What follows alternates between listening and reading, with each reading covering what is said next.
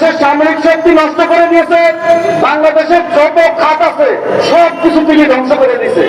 শুধুমাত্র জিয়া পরিবার এবং খালেদা জিয়া সহ সকল রাজনৈতিক নেতৃবৃন্দকে উনি যে চরম নির্যাতন করেছে সেটা আপনারা বাংলাদেশের একটা উজ্জ্বল দৃষ্টান্ত। আমি ভারতীয় যে চক্রান্ত বাংলাদেশের বিরুদ্ধে খুনি শেখ হাসিনা বর্তমানে চালিয়ে যাচ্ছে, এই কৃষক সমাজকে আমি অনুরোধ করব আপনারা যার যার অবস্থান থেকে, যেহেতু আপনারা বাংলাদেশের খাঁটি মানুষ হচ্ছেন, আপনারা দুর্নীতিমুক্ত বাংলাদেশের মানুষের মুখে হাত তুলে নেই আপনারা কৃষক ভাইরা। তাই এই কৃষক এবং কৃষক বাঁচাও আন্দোলনের নেতৃবৃন্দের মাধ্যমে আমি বাংলাদেশের সকল শ্রেণী দেশের মানুষকে আহ্বান করব, আমাদের কাছে যেহেতু দেশ বড়, আওয়ামী লীগের কাছে ভারত বড়। আমরা বাংলাদেশকে ভালোবাসি আর আওয়ামী লীগ ভারতকে ভালোবাসে।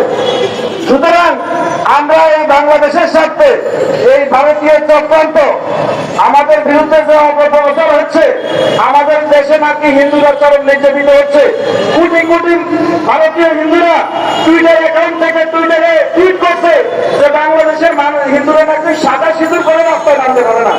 কি নির্লজ্জ মিথ্যাচার! মানে শেখ হাসিনা বের করেছে।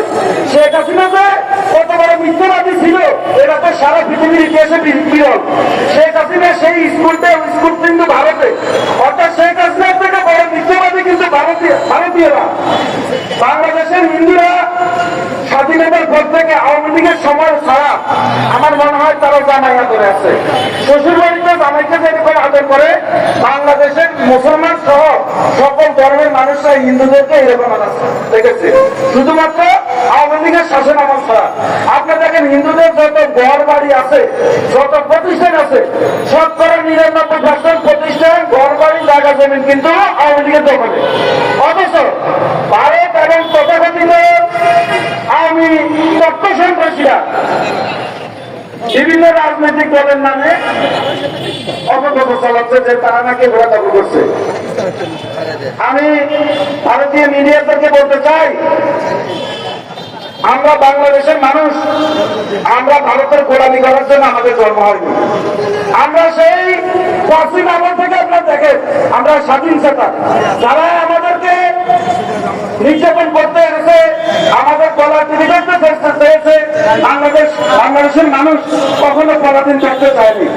আমরা খুনি শেখ হাসিনাকে যে ছাত্র জনতা, যে ছাত্রদের নেতৃত্বে আমরা স্বাধীন বাংলাদেশ পেয়েছি, আমি ব্যক্তিগত পক্ষ থেকে সকল শহীদদের আত্মার মাগফিরাত কামনা করছি।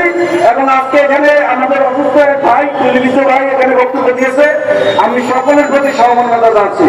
আমি ইউনুস সাহেবকে বলবো, আপনি একজন ভালো মানুষ, আমি আপনার ব্যক্তিগত পক্ষ থেকে আপনাকে অনুরোধ করি, আপনি প্রত্যেকটা শহীদের জন্য 1 কোটি টাকা করে বরাদ্দ দেন, প্রত্যেকটা শহীদের জন্য।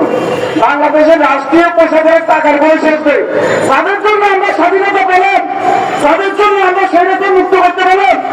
আপনি তাদের পুনর্বাসনের জন্য কেন আপনি বিষয়টা কিসের বিষয়টা আপনার টাকা নেই, অথচ হাজার হাজার কোটি কোটি কোটি কোটিতে লক্ষ কোটি টাকা আওয়ামী লীগ সরকার নিয়ে গেছে।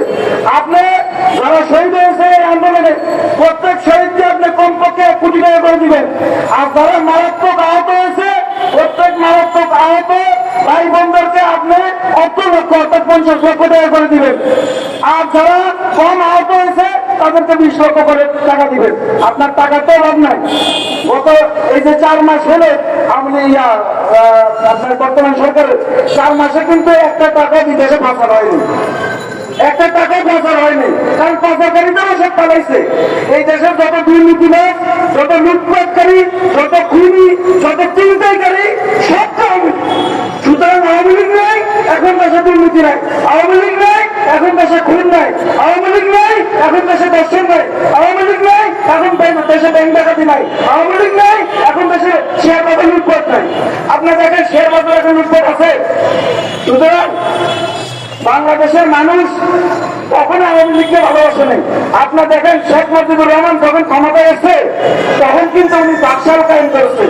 সেই শেখ মুজিবুর রহমানকে বাংলাদেশের মানুষ তিক্ত হয়ে হত্যা করেছে। মানুষ কতটা কষ্ট পেলে মানুষ এরকম একটা দেশের লোককে হত্যা করতে পারে।